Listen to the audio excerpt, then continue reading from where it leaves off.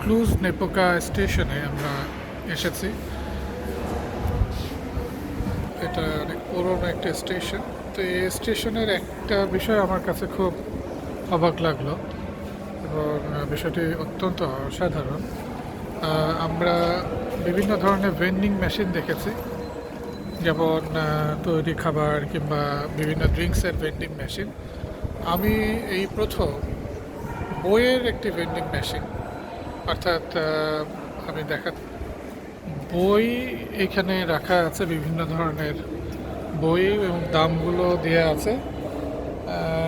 যে কেউ এখানে পেমেন্ট করে ক্যাশে পেমেন্ট করতে পারে এবং সেই সাথে ব্যাংকে কার্ড বা ক্রেডিট কার্ডের মাধ্যমে সে এখানে বই ক্রয় করতে পারে। তো এখানে সবই বেশিরভাগই দেখা যাচ্ছে যে রোমানিয়ান ভাষায়, এবং লেখকের বই এখানে ওপেনলি বিক্রি হচ্ছে মেশিনের মাধ্যমে। তো এটি আমি আসলে প্যারিসেও দেখিনি বা ইউরোপের অন্য কোথাও দেখিনি।